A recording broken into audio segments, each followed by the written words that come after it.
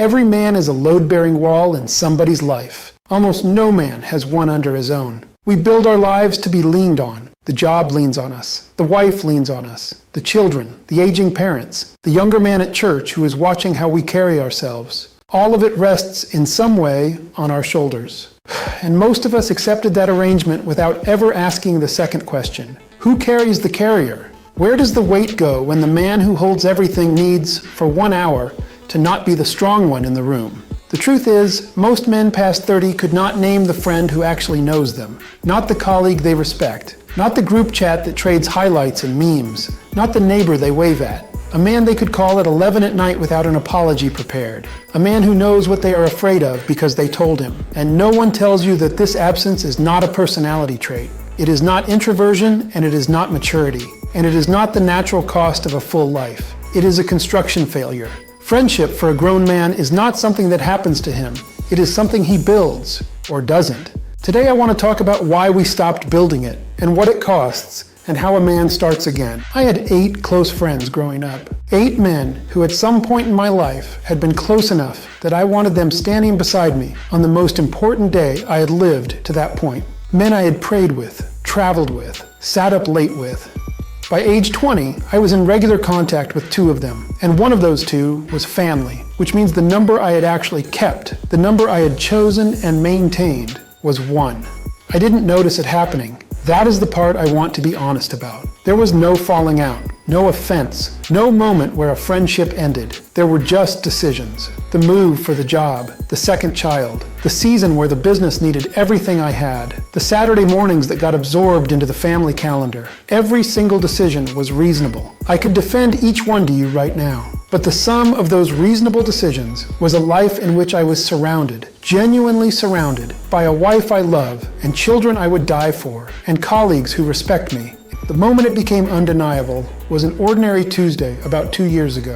Something I had worked toward for a long time finally came through. News worth celebrating. The kind you want to say out loud to someone who understands the whole road behind it. I was sitting in my truck in the driveway, engine off, phone in my hand, and I scrolled my contacts, and I realized that everyone I could call would congratulate me, and not one of them would understand what it had cost. Because I had never told any of them what it cost. The men who knew the early chapters were gone from my daily life, and the people in my daily life had only ever been shown the finished pages. I sat in that truck for a long time, and the sentence that finally formed was this: I have not lost my friends. I have traded them, one reasonable decision at a time. Nobody took them from me. I traded them, and I told myself the trades were maturity. The culture has a story about men and friendship, and the story is that friendship is a phase. It belongs, in this telling, to dorm rooms and locker rooms and barracks and ball fields, to the unstructured years. And then a man grows up, and adulthood is understood as a narrowing. The friends fall away like scaffolding coming off a finished building, and what remains is the career and the household. And that is supposed to be sufficient. We even compliment the narrowing. We call a man focused. We call him a family man. We rarely ask what he is standing on. The numbers say the narrowing has become a collapse. 30 years ago, a majority of American men reported having 6 or more close friends. Today, roughly 1 man in 7 reports having none. None, a figure 5 times higher than in 1990. Researchers have started calling it the friendship recession. The spaces that once gathered men by default, the lodge, the union hall, the men's group at church, the neighborhood where people stayed put, have thinned out or disappeared, and nothing organic replaced them. Friendship used to be ambient. A man absorbed it from his environment. Now it is not ambient anywhere, and men were never taught to build what they had always been handed. And what the culture offers in response is 2 things, neither of which helps. The first is networking, connection with an invoice attached, relationships maintained for what they yield. Most men are so practiced at this that it has quietly become their only model, which is why a man can have 400 contacts and no one to call from the driveway. The second is the crisis genre, the male loneliness epidemic, covered like weather, described endlessly, and solved never. Men are studied, graphed, pitied, and given no instruction. One genre treats friendship as a transaction. The other treats it as a diagnosis. Nobody treats it as a skill. There is one more observation worth naming, because it is true and useful. Men bond shoulder to shoulder. We connect around the task, the game, the build, the mission, side by side, eyes forward. That is real, and it is good, and it is how most male friendship begins. But shoulder to shoulder can run for decades without either man ever being known. Two men can fish together for 20 years and never once say a true sentence about their lives. The shoulder to shoulder is the doorway. It was never meant to be the house. So how does a grown man build what he was never taught to build? The first thing a man must do is retire the belief that friendship is supposed to happen to him. It happened to him once, when he was young, because the structure of youth did the work. The shared schedule, the shared room, the shared season of life. That structure is gone. Nothing about your current life will produce friendship by accident. And this is not a tragedy. It is just a fact about construction. You did not wait for your body to happen to you. You did not wait for your finances to happen to you. You trained and you built because you understood that anything load-bearing is deliberate. Friendship obeys the same law: intention, structure, repetition.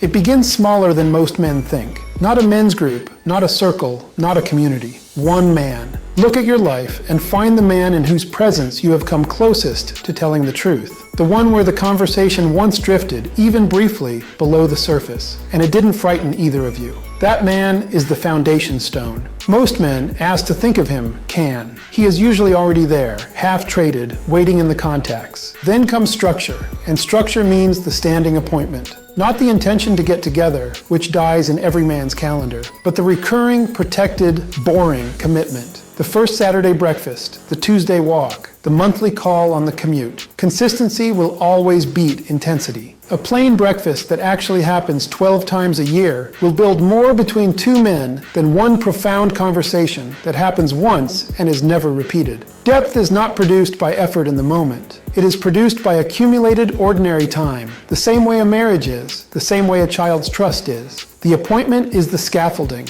Protect it the way you protect a client meeting, because it is worth more than one. Then comes the harder work of going first. At some point, shoulder to shoulder has to turn face to face. And it turns the first time one man says a true thing without being asked. Not a collapse, not a confession delivered all at once. A single true sentence. This deal has me more worried than I'm letting on at home. I've been off lately, and I can't name why. Pray for me on this one.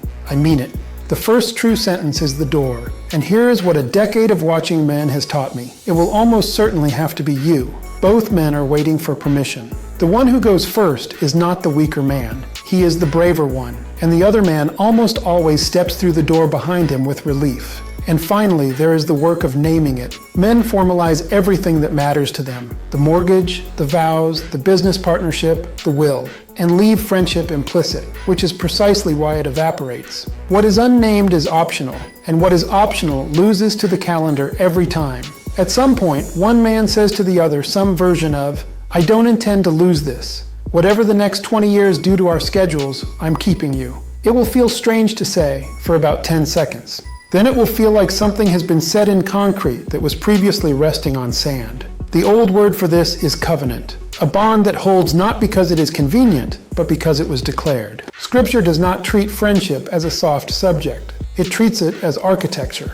In 1 Samuel 18, when Jonathan meets David, the text says, Jonathan became one in spirit with David and loved him as himself. And then Jonathan made a covenant with David, and the covenant was not a feeling. It had objects. Jonathan took off his robe and gave it to David, along with his tunic, and even his sword, his bow, and his belt. Understand what is happening in that scene. Jonathan is the prince. The robe is his position. The sword and bow are his protection. He is handing the symbols of his own security to another man and binding himself to David's good, a man whose rise, humanly speaking, could only cost Jonathan the throne. And the narrative never once presents this as weakness. Jonathan is the most secure man in the entire story. Saul, his father, holds all the power and lives in terror of losing it. Jonathan holds a covenant and is afraid of nothing. That is the biblical picture of a man's friendship. The strong disarming themselves on purpose in the direction of another man and being made stronger by it. Ecclesiastes 4 says it plainly. Two are better than one because they have a good return for their labor. If either of them falls down, one can help the other up. But pity anyone who falls and has no one to help them up. That word pity is doing serious work. The preacher is not describing an unfortunate circumstance. He is describing a structural failure with a casualty, and the passage ends with the line men quote at weddings without noticing it was written about companionship and labor. A cord of 3 strands is not quickly broken. 2 men, and God is the 3rd strand, woven. That is not sentiment. That is load-bearing design. And then there is the Lord himself. Jesus did not walk alone. He chose 12 men, and within the 12, he kept 3, Peter, James, and John, closer than the rest. And in Gethsemane, on the worst night in human history, the strongest man who ever lived took those 3 friends aside, told them the plain truth, "My soul is overwhelmed with sorrow to the point of death," and asked them to stay near and keep watch with him. He did not need an audience. He wanted brothers within reach of his suffering. If the Son of God, facing the cross, structured that hour around chosen friends, then the self-sufficiency we have been calling strength is not the higher spiritual state. It is just distance with a flattering name. Here is what I want to leave with you. Somewhere in your phone is the man. You thought of him during this video, probably during the part about the groomsmen. The friendship is not dead. It is unattended. And the distance between the life you have and the life where you are known is right now 1 message long. So before today ends, send it. It does not need to be heavy. You crossed my mind. When are we getting together? That's the whole message. Then when you are together, be the one who says the first true sentence. You are not asking him for rescue. You are laying a foundation stone under a wall that has been carrying weight alone for years. A man who does this is not becoming softer. He is becoming structurally sound. He is building the thing that holds when the job changes and the body ages and the season turns. The thing his father may have never had, and his sons will learn to build by watching him. You were not designed to be the only wall in the building. 2 are better than 1. The cord of 3 strands holds. Say it aloud and mean it. I do not carry my life alone. I was never meant to. That is the man this channel is for.